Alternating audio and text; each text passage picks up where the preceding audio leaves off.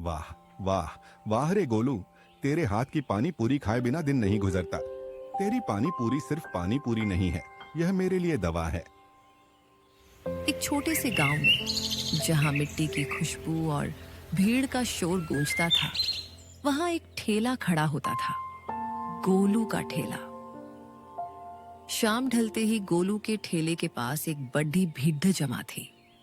गांव के सरपंच श्री किशोर चटकारे मारते हुए प्लेट पकड़ते खड्डे थे। अरे गोलू, क्या जादू है तेरे हाथ में? तेरा पानी पीकर ऐसा लगता है जैसे सारी चिंताएं बह गईं। मैं तो कहता हूं, तुझे पानी पूरी नहीं, खुशी पूरी बेचना चाहिए। बाजार में हर कोई अपनी दुकान में मिलावट कर रहा है, पर तू हमेशा ताजगी की सौंधी खुशबू बेचता है। अरे सरपंच साहब, यह तो आपकी बधाई है। मैं तो बस मेहनत करता हूँ। मेरी पानी पूरी का स्वाद मेरी पत्नी राधा के प्यार और बेटे नकुल के सपनों से आता है। यह चटनी में मेरी मेहनत मिली है और हर पूरी में उनका आशीर्वाद। अरे वाह, सच में तेरे हाथ में वो बात है जो बड़े बड़े रेस्टोरेंट में भी नहीं मिलती। तेरा बेटा नकुल बद्धा होके क्या बनेगा? तेरा ठेला तो पूरे गांव की शान है।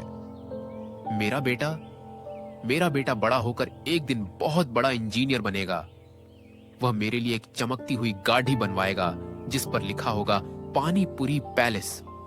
वह सिर्फ मेरा सपना नहीं, मेरी जान है। भगवान करे तेरा सपना पूरा हो गोलू।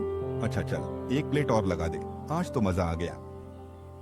अगले दिन भोर होते ही जब गांव नींद में डूबा होता था, गोलू की झोपड़ी से ताजे जीरे और हींग की तीखी खुशबू उठती थी। राधा चूल्हे पर छोटी छोटी पूरियां तलती थी। वह हर पूरी को सावधानी से देखती थी, क्योंकि एक भी खराब पूरी उनके दिन की कमाई का नुकसान थी।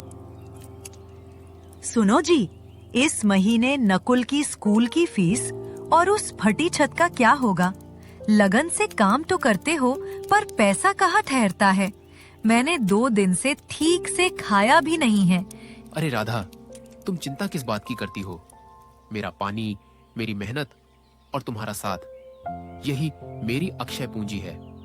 देखो, मैंने ये डायरी रखी है, इसमें हर दिन की बचत लिखता हूँ। आज का पानी ऐसा बनाऊंगा कि लोग एक के बदले 2 प्लेट खाएंगे और हम शाम को नकुल के लिए नई स्कूल ड्रेस खरीदेंगे। बस तुम ऐसे ही उम्मीद की तरह मेरे पास खड़ी रहना। शाम होते ही नकुल ठेले के पास बैठकर अपनी गणित की कॉपी में कुछ जोड़ घटाव कर रहा था, जिसमें उसने अपनी सारी कमाई को काल्पनिक रूप से गुणा किया था। पापा देखिए, मैंने हिसाब लगाया है। जब मेरे पास 50,000 रुपए हो जाएंगे ना, तो मैं आपका ये ठेला बदल दूंगा। ये लकड़ी का ठेला बहुत भारी है, आपको थकना नहीं पड़ेगा। अच्छा, और क्या बनवाओगे मेरे इंजीनियर साहब उस 50,000 से? मैं एक लाल रंग की बहुत बड़ी चमकदार गाड़ी बनवाऊंगा। गाड़ी पर बड़े अक्षरों में लिखा होगा पानी पूरी पैलेस। और आपको सामान ढोना भी नहीं पड़ेगा। आप पीछे आराम से बैठना, मैं खिलाऊंगा। गोलू की आंखें भर आईं। वो छोटी सी पानीपुरी की दुकान नहीं थी, बल्कि पिता पुत्र का साझा अमूल्य सपना था। ईंट गारे का नहीं, बल्कि प्यार और मेहनत का बना। उस रात सर्द और काली थी। बाजार में सन्नाटा पसरा था। गोलू ठेले को खींचता हुआ गांव की सड़क पर अकेले चला जा रहा था, अपनी डायरी में लिखे सपनों को याद करते हुए। तभी पीछे से अमीर बिल्डर की काली तेज रफ्तार एसयूवी शिकारी की तरह आई, जिसकी लाइट्स ने गोलू की आंखों को अंधा कर दिया। क्रैश! ठेला टूटकर दूर जा गिरा। गोलू जमीन पर गिरा, उसकी सांसें उखड़ रही थीं। कार का दरवाजा खुला। ड्राइवर सीट पर बैठा आदमी बाहर झांका, ठंडा पत्थर जैसा चेहरा। उसने गोलू को तड़पते हुए देखा और फिर तेजी से कार मोड़ी और अंधेरे में गायब हो गया। अगली सुबह जब चौकीदार ने राधा छुटाया और बाबू रामदयाल के घर गई, जो गांव के सबसे अमीर और क्रूर व्यक्ति थे। मालिक, हमारे ऊपर दया कीजिए, कुछ पैसे उधार दे दीजिए, मैं जीवन भर चुका दूंगी, बस नकुल को 2 वक्त की रोटी मिल जाए। उधार? अरे ओ मनहूस, तेरे पति की लाश का कर्ज तो उतार नहीं पाई, मेरा कर्ज क्या चुकाएगी? मैंने सुना है तेरा पति एक्सीडेंट में मरा है। तेरी किस्मत ही काली है। यहां से दफा हो जा, मेरे घर की लक्ष्मी रूठ जाएगी। बाबू रामदयाल ने राधा के सामने कुछ सिक्के फेंक दिए, जैसे वो कोई भिखारी हो। राधा की आंखों में अपमान के आंसू थे। उसमें सिक्कों को नहीं उठाया और खाली हाथ लौट आई। राधा गांव के बाकी घरों में भी गई, जहां कभी गोलू मुफ्त में बच्चों को पानी पूरी खिलाता था। मीरा, मीरा, कृपया मेरी मदद करो, मैंने 2 दिनों से कुछ नहीं खाया है। हमें तुमसे कोई बात नहीं करनी। तुम और तुम्हारा बेटा दोनों मनहूस हो। जिसने तुम्हें देखा उसका काम बिगड़ गया। सुना है तुम्हारी वजह से गांव में पानी भी सूख रहा है। हम तुम्हें अपने घर के अंदर नहीं घुसने देंगे। मीरा, मेरे बेटे ने 2 दिन से एक दाना भी नहीं खाया है। मैंने तुमसे ज्यादा कुछ नहीं मांगा, बस 2 रोटियां दे दो। मेरे घर से निकल जाओ, तुम्हारी तो साया भी मनहूस है। राधा को लगा जैसे हजारों सुइयां उसके दिल में चुभ गईं। दरवाजे की बेरुखी ने उसे एहसास कराया कि वह अब अकेली नहीं, बल्कि गांव की अपवित्र छाया बन गई है। राधा ने अंतिम बार बाजार की ओर देखा, जहां उसके पति का ठेला हुआ करता था।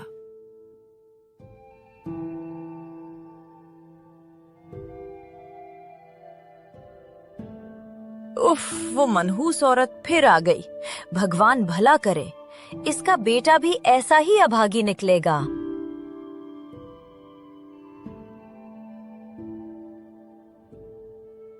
गोलू का ठेला तोड़ दिया, अब इस बच्चे की पढ़ाई भी तोड़ देगी। नकुल का चेहरा लाल हो गया। उसने कसकर जमीन को देखा। मां के दर्द को महसूस कर वह घर आया। नहीं, मैं अभागी नहीं हूँ। उसने अपने पिता की दी हुई एक सीख याद की। बेटा, दुनिया के ताने तलवार से भी ज्यादा घाव देते हैं।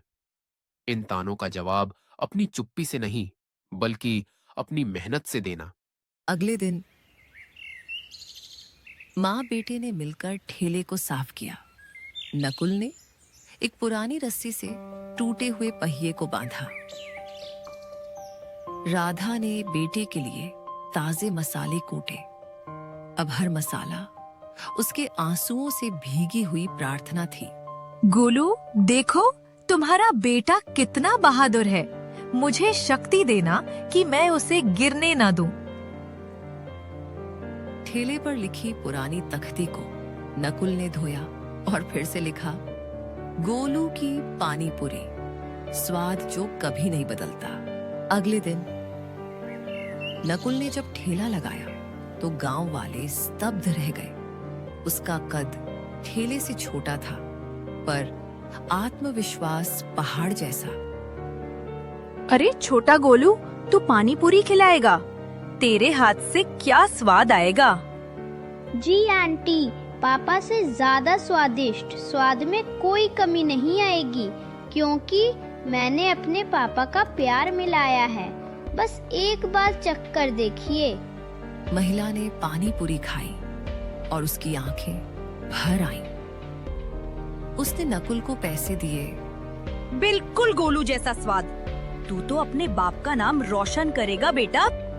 उसके स्टॉल पर भीड़ जुटने लगी। लोग आने लगे और बड़ी दिलचस्पी से उसके बारे में बातें करने लगे।